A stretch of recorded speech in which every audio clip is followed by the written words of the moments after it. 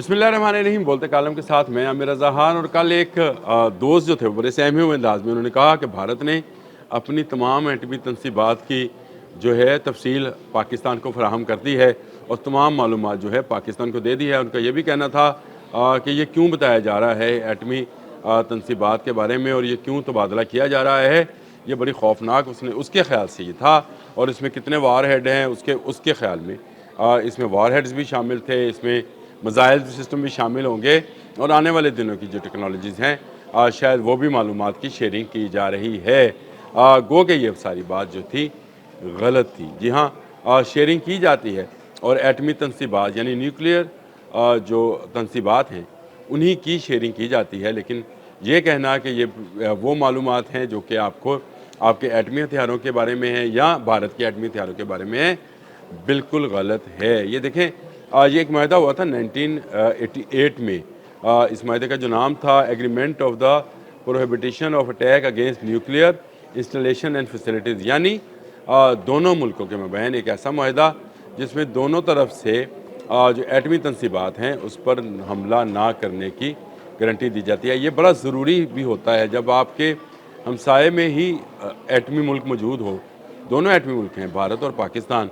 तो गलती से भी किसी ऐसी तनसीब को उड़ा दिया जाए या उसको हादसाती तौर पे ही कह लें, उसको नुकसान पहुँचे तो उसका नुकसान दोनों तरफ हो सकता है। यानी एक तो एटमी जंग का आगाज़ हो सकता है, फिर वो जो ताबकारी है वो अगर फैलेगी तो आपको पता है कि इसका वो नो लिमिट है। वो ताबकारी जब फैलती है तो उसके लिए सरहद तो नहीं ना होती, उसके लिए तो वो ऐसे फैले जैसे दोनों तरफ के लोग मुतासिर हो सकते हैं। तो इसके लिए पहले से बताया जाता है 1991 जनवरी 1991 से इस पर इम्प्लीमेंटेशन शुरू हुई जो तहाल जारी है। कल 1 जनवरी को जो वजारत ख़ारजा की मीडिया कॉन्फ्रेंस थी उसमें भी इसका जिक्र आया। तो उसके बाद से मेरे दोस्त ने आकर मुझे कहा शाम में कि ये तो बड़ी परेशान कुन बात है कि क्यों हमने ये एटमी जो है मालूमात जो हैं भारत से ली या भारत ने हमें क्यों दी।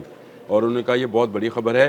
देखिए, पहली बात तो यह है कि ये तनसीबात के हवाले से मालूमात है जहाँ पर आपके न्यूक्लियर पावर्ड बिजली घर हैं, आपने उनका बताना होता है। जहाँ पर आप यूरेनियम अफसरदगी का काम करते हैं, आपने उन तनसीबात का बताना होता है ताकि उन पर हमला ना किया जाए। तो भारत ने बैन ही इसी मकसद के लिए ये मालूमात पाकिस्तान को फ़राहम की और इसकी ये हर साल की एक एक्सरसाइज है। यानी इसमें अगर कोई तब्दीली आती है तो उसमें उसका भी पता चल जाता है कि आपने कोई नया एटमी रिएक्टर यानी बिजली पैदा करने वाला, चाहे बिजली घर ही हो, एटमी बिजली घर तो नहीं बनाया है या इस पर काम तो नहीं कर रहे हैं आपने। कौन कौन सी जगह पर आपकी इस तरह की लेबॉर्ट्री, जैसे हमारी अब्दुल कदीर खान लेबॉर्ट्री है, वो इस तरह की लेबॉर्ट्रीज जो हैं वो तो नहीं बना रहे या बनाने जा रहे हैं। तो ये तमाम मालूमात जो हैं दोनों मुल्कों के लिए बड़ी अहम हैं और इसलिए अहम है कि इससे क्योंकि कशीदगी हमेशा रहती है। 2025 में मई में भी एक जंग रही है जिसमें गो पाकिस्तान को अल्लाह ताला ने इज़्ज़त बख्शी और पाकिस्तान ने भारत को शिकस्त दी। लेकिन इसमें भी देख लीजिए S-400 आ गया, राफेल तैयारों को मार गिराया गया, Su-30 गिरा, MiG-29 गिरा, लेकिन किसी भारतीय एटमी तनसीबात पर हमला नहीं किया गया। और तमाम की तमाम फ़ौजी अहदाफ जो हैं, जिसको फ़ौजी अहदाफ कहते हैं, न्यूक्लियर अहदाफ नहीं, उनको ही निशाना बनाया गया था। जिसके बाद भारत घुटनों पर आया, कभी अमेरिका कभी चीन, दोनों तरफ जो है मिन्नत तरले करता रहा कि उसकी जान बख्शी कराई जाए। तो ये कोई ऐसी जिसको कहा जाए कि बात नहीं है कि जिससे कोई सनसनी क्रिएट की जाए, ये सनसनी खेज़ इसको बनाया जाए। इसमें दोनों मुल्क जो हैं वॉर हेड्स के बारे में कुछ नहीं बताते हैं, ना मिसाइल टेक्नोलॉजी के बारे में कोई ख़बर दी जाती है, ना न्यूक्लियर वॉर हेड्स की जो कैपेसिटी और कैपेबिलिटी है उसके बारे में मालूमात। गो कि अब ये मालूमात जो हैं वो कुछ ज़्यादा ढकी छुपी नहीं रहती हैं। जदीद दौर में तमाम ममालिक को पता है कि सबसे ज़्यादा एटमी वॉर हेड जो हैं वो रशिया के पास हैं, नंबर 2 पे अमेरिका है, नंबर 3 पे चाइना है। इस तरह ये मालूमात जो हैं ये न्यूक्लियर ममालिक की निकल कर सामने आती रहती हैं, कुछ बावसूख ज़राए से, कुछ गैर मुसद्दक़ा इतलात की सूरत में।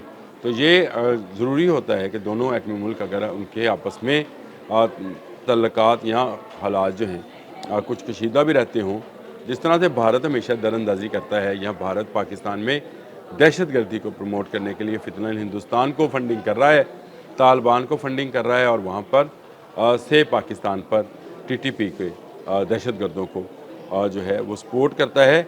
उस हवाले से देखा जाए तो ये मालूमात का फ़राहम करना बड़ा ज़रूरी है, लेकिन ये 1991 से लेकर आप ज़रा अंदाज़ा करें कितने साल हो गए, 9 और 25 34 साल से ये तबादला हर साल 1 जनवरी को किया जाता है। ये यूँ ही समझें जैसे मुख्तलिफ़ त्योहारों पर हम कश्मीर के बॉर्डर पर और लाहौर के बॉर्डर पर मिठाई का तबादला नहीं करते कि ये लें जी आपका त्यौहार है, हमारी ईद है तो वो दे जाते हैं, उनकी दिवाली है तो हम उनको खैर सगाली के तौर पर मिठाई के टोकरे फराहम करते हैं। ये वही इसी तरह का एक तबादला है, ना इसमें कोई सनसनी है, ना इसमें कोई जंग का पहलू है, ये रूटीन मैटर है।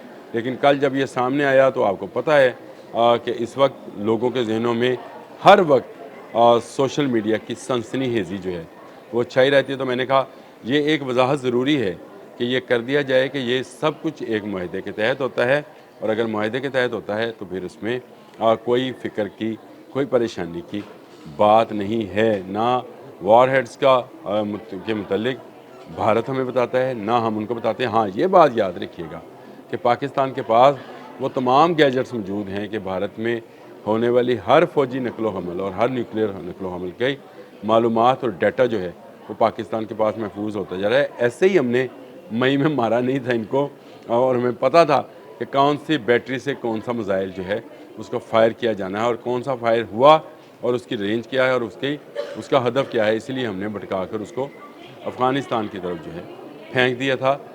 ये वो मालूमात हैं जो कि पाकिस्तान के पास भी हैं, और पाकिस्तान के पास शायद भारत से ज़्यादा बेहतर मालूमात और डाटा मौजूद है, और इसी की बुनियाद पर, इसी डाटा और मालूमात की बुनियाद पर ही हमने जंगे मई में फ़तह हासिल की थी।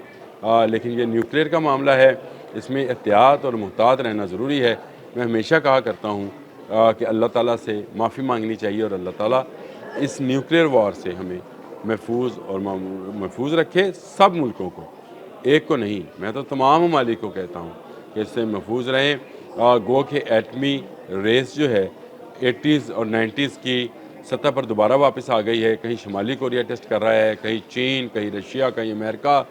वही सूरत हाल जो कभी आपको 80s और 90s में नज़र आती थी कोल्ड वार के ज़माने में, कि मुख्तलिफ़ टेस्ट किए जा रहे थे, मुख्तलिफ़ एटमी हथियारों के बारे में मालूमात फ़राहम की जा रही थी। अब भी कहीं DF-31 लग रहा है, कहीं अमेरिका जो है वो नए एटमी तजर्बात की इजाज़त दे रहा है, कहीं रशिया अपने आप दोज़नुमा मिसाइल का जो है चर्चा कर रहा है, कहीं शुमाली कोरिया है, कहीं जनूबी कोरिया को इजाज़त दी जा रही है।